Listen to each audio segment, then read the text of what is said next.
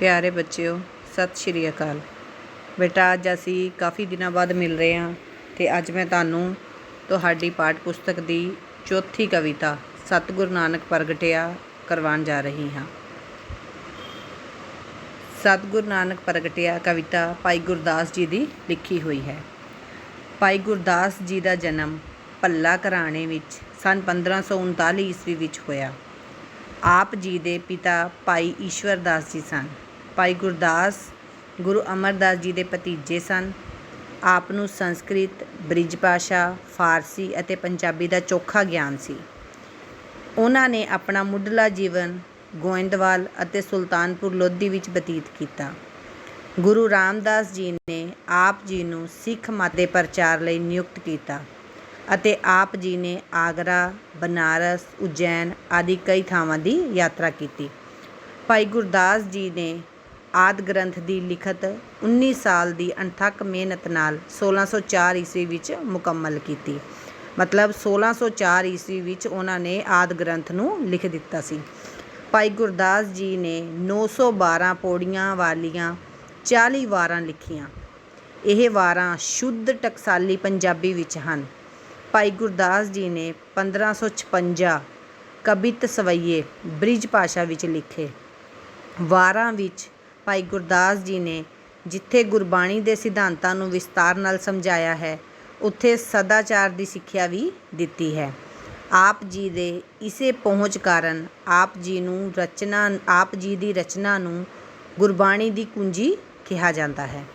1637 ਈਸਵੀ ਵਿੱਚ ਆਪ ਜੀ ਦੇ ਅਕਾਲ ਚਲਾਣੇ ਤੋਂ ਬਾਅਦ ਆਪ ਜੀ ਦਾ ਸੰਸਕਾਰ ਸਿੱਖਾਂ ਦੇ 6ਵੇਂ ਗੁਰੂ ਸ਼੍ਰੀ ਹਰਗੋਬਿੰਦ ਜੀ ਨੇ ਆਪਣੇ ਹੱਥੀਂ ਕੀਤਾ। ਇਹ ਤਾਂ ਸੀ ਬੇਟਾ ਭਾਈ ਗੁਰਦਾਸ ਜੀ ਬਾਰੇ ਜਾਣਕਾਰੀ। ਹੁਣ ਅਸੀਂ ਉਹਨਾਂ ਦੁਆਰਾ ਲਿਖੀ ਗਈ ਕਵਿਤਾ ਪੜ੍ਹਾਂਗੇ। ਸਤਿਗੁਰੂ ਨਾਨਕ ਪ੍ਰਗਟਿਆ। ਸਤਿਗੁਰੂ ਨਾਨਕ ਪ੍ਰਗਟਿਆ ਭਾਈ ਗੁਰਦਾਸ ਜੀ ਦੀ ਲਿਖੀ ਹੋਈ ਹੈ। ਇਸ ਵਿੱਚ ਉਹਨਾਂ ਨੇ ਗੁਰੂ ਨਾਨਕ ਦੇਵ ਜੀ ਦੇ ਆਉਣ ਨਾਲ ਇਸ ਸੰਸਾਰ ਦੇ ਬਦਲਦੇ ਰੂਪ ਨੂੰ ਪੇਸ਼ ਕੀਤਾ ਹੈ। ਸਭ ਤੋਂ ਪਹਿਲੇ ਮੈਂ ਤੁਹਾਨੂੰ ਕਵਿਤਾ ਪੜ੍ਹ ਕੇ ਦੱਸ ਰਹੀ ਹਾਂ। ਸਤਿਗੁਰੂ ਨਾਨਕ ਪ੍ਰਗਟਿਆ, ਮਿੱਟੀ ਧੁੰਦ ਜਗ ਚਾਨਣ ਹੋਇਆ। ਜੂ ਕਰ ਸੂਰਜ ਨਿਕਲਿਆ, ਤਾਰੇ ਛਿਪੇ ਅੰਧੇਰ ਪਲੋਆ। ਸਿੱਗ ਬੁਕੇ ਮਿਰਗਾਵਲੀ, ਭੰਨੀ ਜਾਏ ਨ ਧੀਰ ਧਰੋਇਆ। ਜਿੱਥੇ ਬਾਬਾ ਪੈਰ ਧਰੇ, ਪੂਜਾ ਆਸਣ ਥਾਪਣ ਸੋਆ। ਸਿੱਧ ਆਸਣ ਸਭ ਜਗਤ ਦੇ, ਨਾਨਕ ਆਦ ਮਤੇ ਜੇ ਕੋਆ। ਘਰ ਘਰ ਅੰਦਰ ਧਰਮਸ਼ਾਲ ਹੋਵੇ, ਕੀਰਤਨ ਸਦਾ ਵਿਸੋਆ। ਬਾਬੇ ਤਾਰੇ ਚਾਰ ਚੱਕ, ਨਿਉ ਖੰਡ ਪ੍ਰਿਥਵੀ ਸੱਚਾ ਢੋਆ। ਗੁਰਮੁਖ ਕਾਲ ਵਿੱਚ ਪ੍ਰਗਟ ਹੋਇਆ। ਹੁਣ ਅਸੀਂ ਇਸ ਦਾ ਵਿਸਥਾਰ ਸੁਣਾਂਗੇ। ਸਤਿਗੁਰੂ ਨਾਨਕ ਪ੍ਰਗਟਿਆ, ਮਿੱਟੀ ਧੁੰਦ ਜਗ ਚਾਨਣ ਹੋਇਆ। ਗੁਰੂ ਨਾਨਕ ਦੇਵ ਜੀ ਦਾ ਇਸ ਸੰਸਾਰ 'ਤੇ ਆਉਣਾ ਇਵੇਂ ਸੀ ਜਿਵੇਂ ਅਗਿਆਨਤਾ ਦਾ ਹਨੇਰਾ ਮਿਟ ਗਿਆ ਹੋਵੇ ਅਤੇ ਗਿਆਨ ਦਾ ਚਾਨਣ ਹੋ ਗਿਆ ਹੋਵੇ। ਜਿਉਂ ਕਰ ਸੂਰਜ ਨਿਕਲਿਆ, ਤਾਰੇ ਛਿਪੇ ਅੰਧੇਰ ਪਲੋਆ। ਮਤਲਬ ਕਿ ਜਿਸ ਤਰ੍ਹਾਂ ਸੂਰਜ ਦੇ ਨਿਕਲਣ ਨਾਲ ਚੰਦਰਮਾ ਅਤੇ ਤਾਰੇ ਛਿਪ ਜਾਂਦੇ ਹਨ, ਉਸੇ ਤਰ੍ਹਾਂ ਗੁਰੂ ਨਾਨਕ ਦੇਵ ਜੀ ਦੇ ਇਸ ਧਰਤੀ 'ਤੇ ਆਉਣ ਨਾਲ ਚਾਰੇ ਪਾਸੇ ਅਗਿਆਨਤਾ ਦਾ ਹਨੇਰਾ ਖਤਮ ਹੋ ਗਿਆ ਅਤੇ ਰੋਸ਼ਨੀ ਹੀ ਰੋਸ਼ਨੀ ਹੋ ਗਈ। ਸਿੰਘ ਬੁਕੇ ਮਿਰਗਾਵਲੀ, ਭੰਨੀ ਜਾਏ ਨ ਧੀਰ ਧਰੋਆ। ਕਿ ਜਿਸ ਤਰ੍ਹਾਂ ਇੱਕ ਸ਼ੇਰ ਦੀ ਆਵਾਜ਼ ਸੁਣ ਕੇ ਸਾਰੇ ਹਿਰਨ ਭੱਜ ਜਾਂਦੇ ਹਨ, ਉਸੇ ਤਰ੍ਹਾਂ ਗੁਰੂ ਨਾਨਕ ਦੇਵ ਜੀ ਦੇ ਆਉਣ ਨਾਲ ਸਾਰੇ ਦੇ ਸਾਰੇ ਪਖੰਡੀ ਸਾਧੂ ਖਤਮ ਹੋ ਗਏ। ਜਿੱਥੇ ਬਾਬਾ ਪੈਰ ਧਰ, ਪੂਜਾ ਆਸਣ ਥਾਪਣ ਸੋਆ। ਕਿ ਜਿਸ ਜਗ੍ਹਾ 'ਤੇ ਵੀ ਗੁਰੂ ਨਾਨਕ ਦੇਵ ਜੀ ਆਪਣਾ ਪੈਰ ਰੱਖਦੇ ਗਏ, ਉਹ ਥਾਵਾਂ ਕੀ ਬਣ ਗਈਆਂ? ਪੂਜਣ ਯੋਗ ਬਣ ਗਈਆਂ। ਸਿੱਧ ਆਸਣ ਸਭ ਜਗਤ ਦੇ, ਨਾਨਕ ਆਦ ਮਤੇ ਜੇ ਕੋਆ। ਘਰ ਘਰ ਅੰਦਰ ਧਰਮਸ਼ਾਲ ਹੋਵੇ, ਕੀਰਤਨ ਸਦਾ ਵਿਸੋਆ। ਕਿ ਗੁਰੂ ਨਾਨਕ ਦੇਵ ਜੀ ਦੇ ਆਉਣ ਨਾਲ ਹਰ ਘਰ ਧਰਮਸ਼ਾਲਾ ਬਣ ਗਈ ਅਤੇ ਹਰ ਘਰ ਵਿੱਚ ਕੀਰਤਨ ਚੱਲਣ ਲੱਗ ਪਿਆ। कि हर थां प्रभु का नाम शुरू हो गया।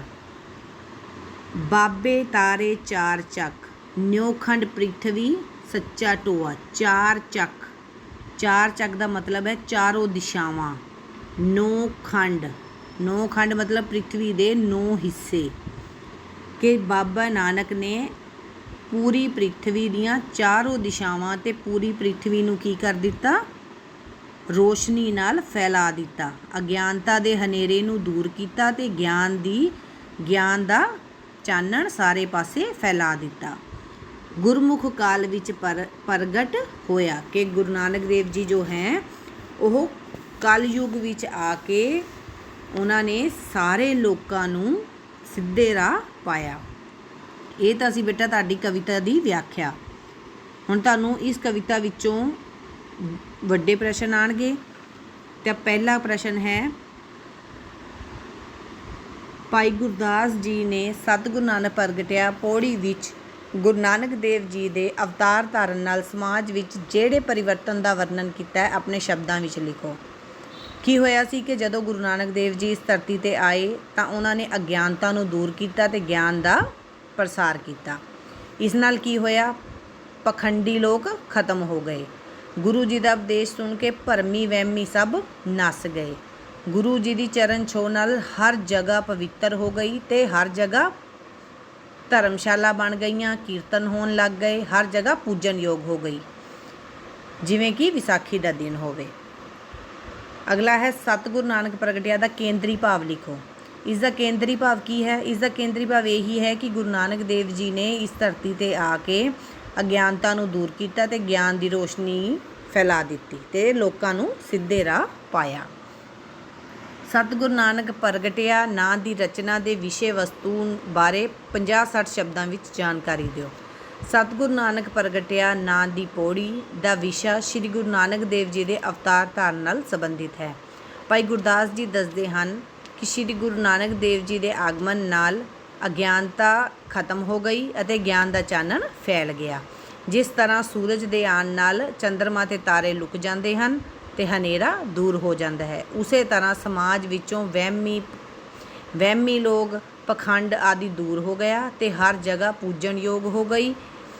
गुरु जी के उपदेशों अगे वहम भरम टिक ना सके ते कलयुग विच प्रगट होकर उन्होंने चारों दिशावां नूं तार दिता। हुण असीं इस दे छोटे प्रश्न उत्तर करांगे। सतगुरु नानक प्रगटिया किस दी रचना है? भाई गुरदास जी दी। भाई गुरदास जी की रचना केड़ी है? सतगुरु नानक प्रगटिया। जू कर सूरज निकलिया तारे छिपे अंधेर पलोआ, तुक किस दी है? भाई गुरदास जी दी। भाई गुरदास जी ने किन्नियां वारां दी रचना की? 40 वारां दी। भाई गुरदास जी का जन्म कदों होया? 1559 ईस्वी विच। भाई गुरदास जी का देहांत कदों होया? 1637 ईस्वी विच। श्री गुरु नानक देव जी के प्रगट होने नाल केड़ा हनेरा दूर हो गया? अज्ञानता दा। श्री गुरु नानक देव जी किस युग विच प्रगट होए? कल युग विच। श्री गुरु नानक देव जी के प्रगट होने नाल केड़ा चानण होया? ज्ञान दा। भाई गुरदास जी की रचना नूं किस दी कुंजी कहा गया है? गुरबाणी दी। भाई गुरदास जी ने किन्नियां वारां रचियां? 40। भाई गुरदास जी रिश्ते विच श्री गुरु अमरदास जी दे की लगदे सन? भतीजे। भाई गुरदास जी ने किस दे सिद्धांतां दी व्याख्या की? गुरमत दे। अगे कुछ तुकां हन। सतगुरु नानक प्रगटिया मिट्टी धुंद जग चानण होआ, गुरमुख काल विच प्रगट होया। जू कर सूरज निकलिया, जू कर सूरज निकलिया तारे छिपे अंधेर पलोआ, बाबे तारे चार चक मतलब चारों दिशावां। सतगुरु नानक प्रगटिया श्री गुरु नानक देव जी की रचना है। सही। श्री गुरु नानक देव जी ने सतयुग विच अवतार धारिया सी? गलत, उन्होंने कलयुग विच अवतार धारिया सी। तो इस तरह बेटा तुहाडी ये चौथी कविता खत्म हुंदी है।